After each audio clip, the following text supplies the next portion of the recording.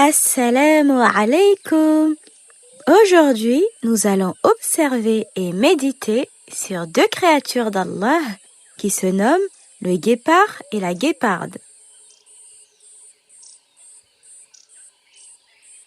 Le guépard et la guéparde sont les créatures d'Allah les plus rapides au monde.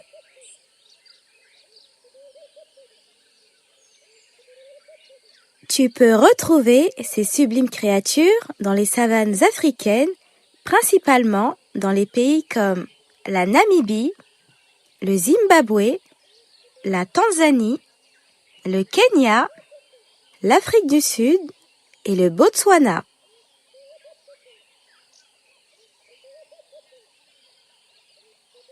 Dans la famille des guépards d'Allah, le mâle est appelé le guépard, la femelle est appelée la guéparde et les petits sont appelés les guépardos.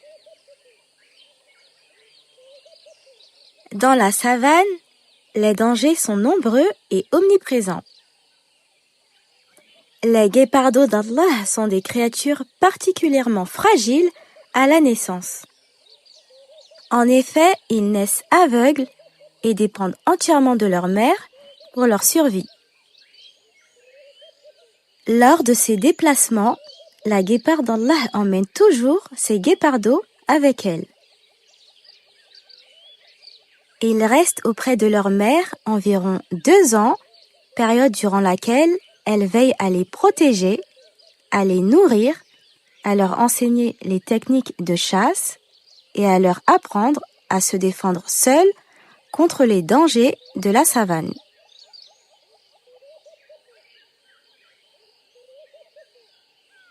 Afin de faciliter leur déplacement et les mettre en sécurité, Allah a enseigné à la guéparde comment porter ses guépardos sans qu'ils aient à marcher. Elle doit les saisir par la peau de leur cou avec ses dents, en veillant à ne pas enfoncer ses 4 canines dans leur chair. Alhamdulillah, cette manière de les transporter ne leur cause aucune douleur ni aucun mal. Elle permet aux guépardos d'Allah d'être en sécurité tout en avançant plus rapidement avec leur maman. Pendant plusieurs mois, Allah fait grandir les guépardos afin qu'ils deviennent de jeunes guépards. Ils n'auront donc plus besoin d'être portés par leur mère et seront capables de marcher seuls lors des déplacements.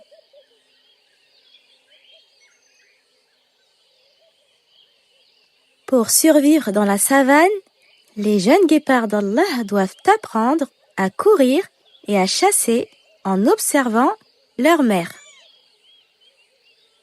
Et pour cela, Allah a enseigné à la guéparde les techniques à utiliser pour atteindre une vitesse de course exceptionnelle et mener des chasses efficaces.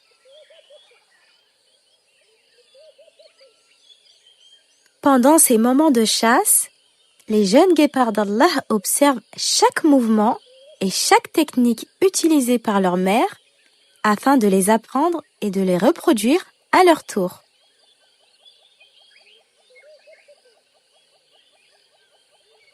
La première technique qu'Allah a enseignée aux guépards s'appelle la chasse solitaire.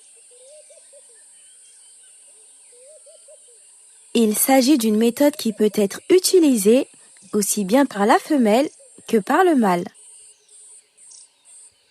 Lors de cette chasse solitaire, le guépard d'Allah chasse seul et commence par observer l'horizon afin de repérer l'animal qu'il s'apprête à capturer, de préférence un animal éloigné de son troupeau.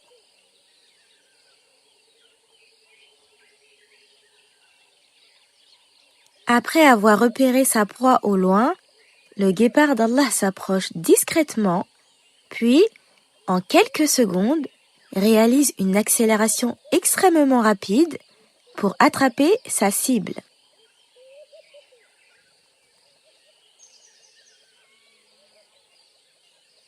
Pendant cette course extrêmement rapide, le guépard d'Allah utilise la technique du croc en jambe.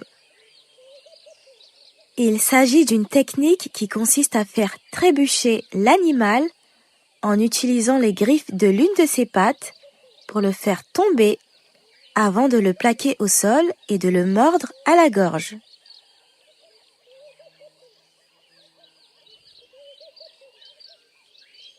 La deuxième technique qu'Allah a enseignée aux guépards s'appelle la chasse en meute. Cette méthode est principalement utilisée par les mâles.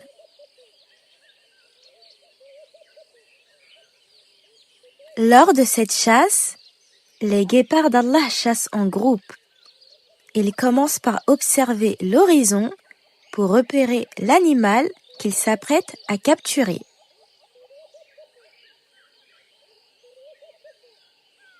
Une fois l'animal repéré au loin, ils s'en approchent discrètement et lancent ensuite une course très rapide pour l'encercler.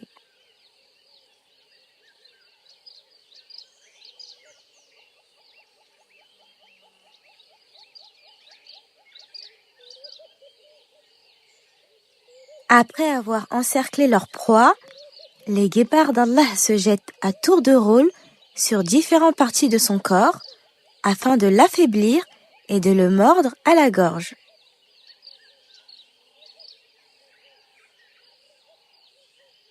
Une fois qu'Allah leur a permis de capturer l'animal, les guépards d'Allah partagent la nourriture avec le reste de la meute.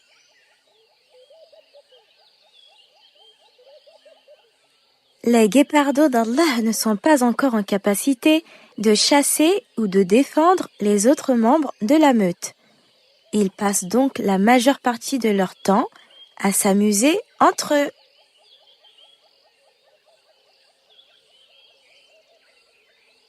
Grâce aux différents animaux qu'Allah a créés sur terre, les guépards d'Allah peuvent se nourrir avec des gazelles, des springboks, des impalas, des grands koudous, des gnous, des phacochères, des autruches et des lièvres.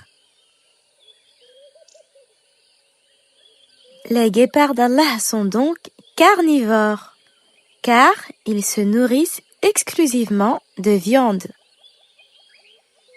Leur consommation de viande est d'environ 3 kilos par jour, contrairement au lion d'Allah qui peut en consommer jusqu'à 30 kilos par jour.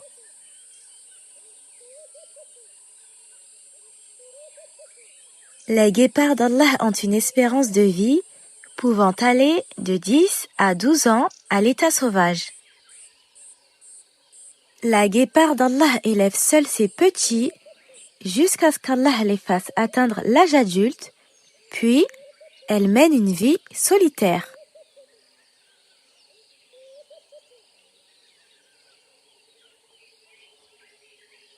Quant au guépard d'Allah, il vit généralement de manière solitaire et ne se préoccupe pas de ses petits. Il peut parfois vivre en groupe, mais uniquement avec ses frères. Les guépards d'Allah peuvent émettre plusieurs sons au cours de leur vie. Il y a le miaulement,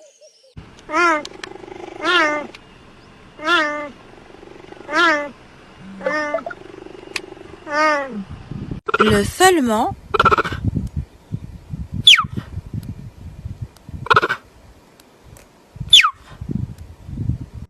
et le ronronnement.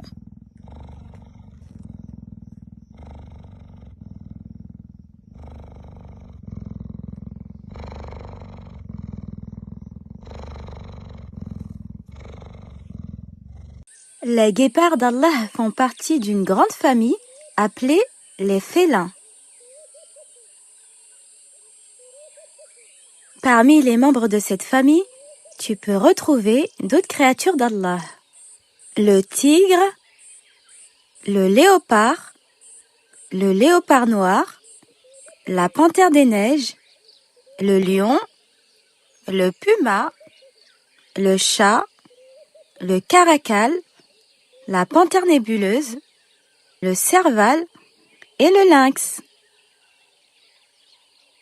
Observons et méditons maintenant de plus près sur la façon dont Allah a créé le guépard et la guéparde. Comme tu peux l'observer, Allah a créé sur le haut de leur tête 2 oreilles en demi-cercle. Leurs oreilles leur permettent d'entendre tous les bruits qui les entourent, de s'éloigner des dangers et de communiquer avec les autres guépards.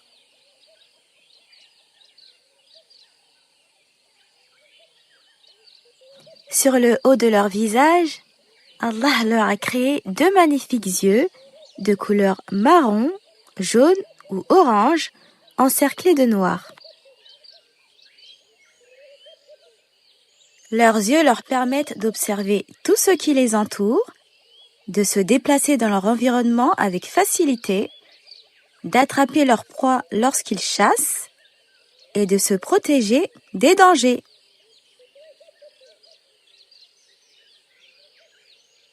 Allah a également créé 2 lignes noires qui partent du coin de leurs yeux jusqu'à leur museau. Ces 2 lignes noires se nomment des rayures malaires. Si Allah a créé ces rayures malaires, c'est pour éloigner les rayons du soleil loin des yeux des guépards. Elles permettent de protéger leurs yeux des éblouissements du soleil et d'avoir une vision claire, surtout lorsqu'ils courent à grande vitesse.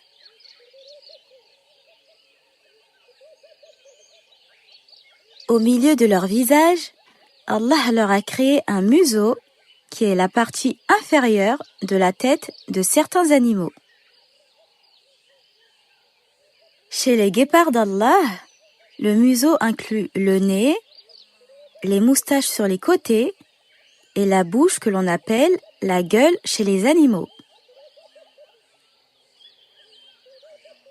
À l'intérieur de leur gueule, Allah leur a créé une grande langue et plusieurs dents qui leur permettent de se nourrir. Parmi ces dents, il y a les incisives, qui sont les petites dents qu'Allah a placées à l'avant de la mâchoire, qui ont pour rôle d'arracher et de déchirer de gros morceaux de viande.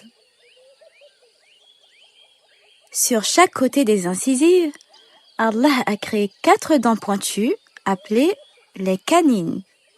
Ces canines très puissantes sont utilisées comme des armes pour capturer et tuer les animaux afin qu'ils se nourrissent. Tout à l'arrière de la mâchoire, Allah a créé de grandes dents appelées carnassières. Ces carnassières fonctionnent comme des ciseaux et aident les guépards d'Allah à couper les gros morceaux de viande en plus petits morceaux afin de faciliter l'ingestion de leur nourriture. Allah a recouvert leur corps avec un pelage de couleur beige clair, tacheté de noir, ainsi qu'un corps fin, élancé, avec peu de muscles.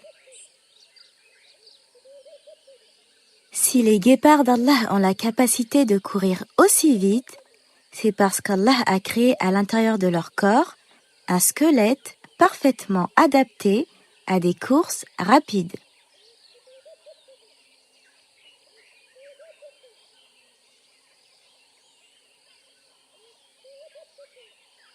Leur colonne vertébrale a été créée d'une façon très souple et peut s'étendre et se resserrer comme un ressort.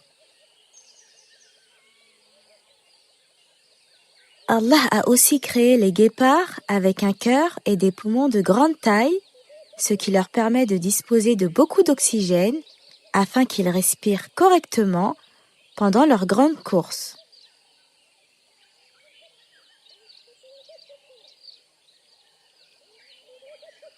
Grâce à la colonne vertébrale, au cœur, aux poumons et aux jambes qu'Allah leur a créées, les guépards d'Allah peuvent dépasser les 120 km à l'heure lorsqu'ils courent à grande vitesse.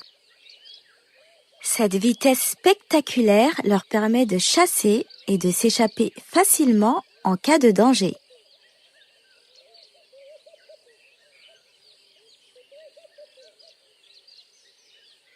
Sur la partie inférieure de leur corps, Allah leur a créé 4 pattes dotées de griffes qui leur permettent de se défendre et de chasser leur proie. Allah a également équipé leurs pattes de coussinets qui les protègent des blessures et des brûlures causées par la chaleur intense de la savane.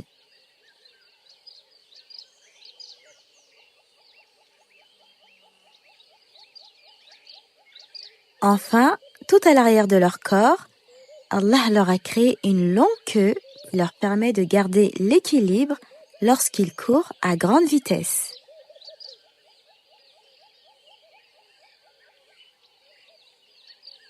Et voilà, notre méditation se termine ici pour aujourd'hui.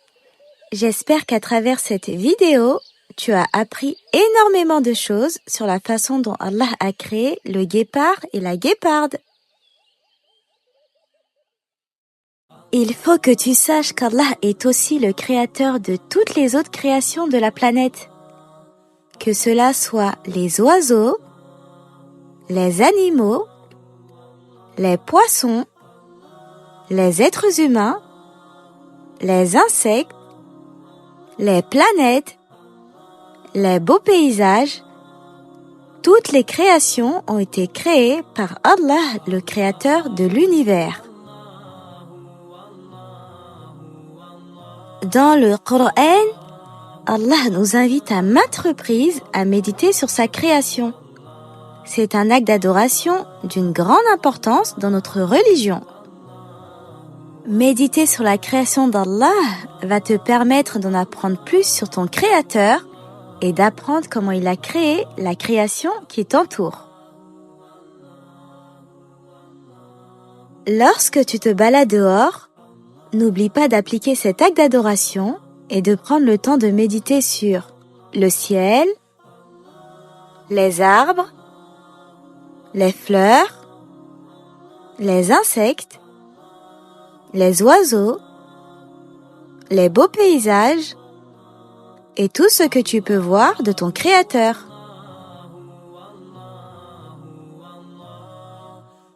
Si tu veux continuer à méditer et en apprendre plus sur d'autres créatures d'Allah, je t'invite à visionner les autres vidéos disponibles sur le compte YouTube Méditation Création Allah. Et pour finir, qu'Allah nous aide à être des doués d'intelligence qui, debout, assis, couchés sur leur côté, invoquent Allah et méditent sur la création des cieux et de la terre.